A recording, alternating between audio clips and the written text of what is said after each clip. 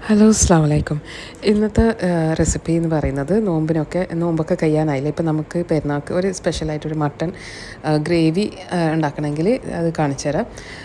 അതിന് വേണ്ടിയിട്ട് 1 കിലോ മട്ടനാണ് ഞാൻ ഇവിടെ എടുത്തിട്ടുള്ളത്. അതിൻ്റെ കൂടെ തന്നെ ഉപ്പും ചുവന്ന മുളക് മസാലപ്പൊടി, ഗരം മസാലപ്പൊടി, കുരുമുളക് എല്ലാം ഇട്ടിട്ട് പിന്നെ ഇഞ്ചി വെളുത്തുള്ളി പേസ്റ്റും പച്ചമുളകും നിങ്ങൾക്ക് ആഡ് ചെയ്യുക. എന്നിട്ടെല്ലാം ഗ്രൈൻഡ് ചെയ്തിട്ട് പേസ്റ്റ് രൂപത്തിലാണ് എല്ലാം ഇത് പൊടികളും പേസ്റ്റുമാണ്. എന്നിട്ടെല്ലാം നല്ലോണം മിക്സാക്കി കൊടുക്കുക. നല്ലോണം മിക്സാക്കി കൊടുത്തിട്ട് കരിവേപ്പിലയും കൂടി ഇട്ട് കൊടുത്തിട്ട് കുക്ക് ചെയ്തെടുക്കുന്നതാണ്. നമ്മളിത് മട്ടൺ ഏകദേശം ഞാൻ കുക്കറിൽ എടുക്കുമ്പം ഒരു 30 മിനിറ്റ് 25 മിനിറ്റ് അങ്ങനെ ഒരു ടൈമിങ്ങിന് വെച്ച് കൊടുക്കുന്നത്.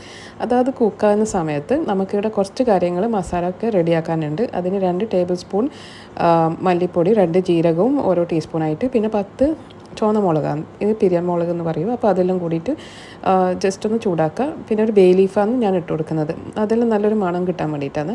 അപ്പോഴേക്ക് നമ്മളെ ഇത് ആയിട്ടുണ്ട്. മട്ടനിൽ ഞാൻ വെള്ളമൊന്നും ഒഴിച്ചിട്ടില്ല, അതിൻ്റെ വെള്ളം തന്നെ ധാരാളമാണ്. അപ്പോൾ അത് നമ്മൾ ഇപ്പോൾ നേരത്തെ റോസ്റ്റാക്കിയ മസാല ഉണ്ടല്ലോ, അത് തണിഞ്ഞ് കഴിഞ്ഞാൽ അത് ജസ്റ്റ് ഒന്ന് ഗ്രൈൻഡറിൽ ഇട്ടിട്ടൊന്ന് പൊടിയായിട്ട് നൈസ് പൊടിയായിട്ട് എടുക്കാം. എന്നിട്ട് ഇതിലേക്ക് ഞാൻ കുരുമുളക് പൊടിയും റെഡ് ചില്ലി ഫ്ലേക്സും കൂടി ഇട്ട് കൊടുക്കുന്നുണ്ട്.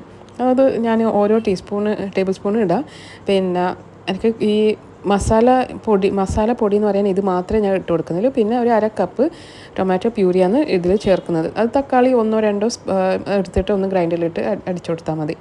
എന്നിട്ട് അത് നല്ലോണം ലോ ഫ്ലെയിമിൽ വെച്ചിട്ട് അത് ഒന്ന് കുക്ക് ചെയ്യുക. അതിൻ്റെ സമയത്ത് നമുക്ക് ഇത് താളിച്ചെടുക്കാനുള്ളതാണ്. അതിൻ്റെ കൂടെ തന്നെ വെളിച്ചെണ്ണയും പിന്നെ കടുവും കൂടി പൊട്ടിച്ചിട്ട് ജീരകം വേണമെങ്കിൽ നിങ്ങൾക്ക് ഇടാം. പിന്നെ ഉള്ളിയാണ് ഒരു ഉള്ളി ഞാൻ എടുത്തിട്ട് നേരിയ സ്ലൈസ് ആക്കിയിട്ട് ഇതൊന്നും തളിക്കാൻ വേണ്ടിയിട്ട് കാച്ചിയെടുക്കുന്നതെന്നൊക്കെ പറയുന്നില്ല. അപ്പം അതിങ്ങനെ ജസ്റ്റ് ഒന്ന് ബ്രൗൺ ആയി വരുമ്പം നല്ല മണമൊന്ന് ഇപ്പോൾ വെളിച്ചെണ്ണൻ്റെയും പിന്നെ ഇത് ഉള്ളി പൊരിച്ചിട്ടുള്ളതെല്ലാം നല്ല മണം. ഇപ്പോൾ നമ്മളെ ഗ്രേവി കട്ടിയായിട്ട് വരും.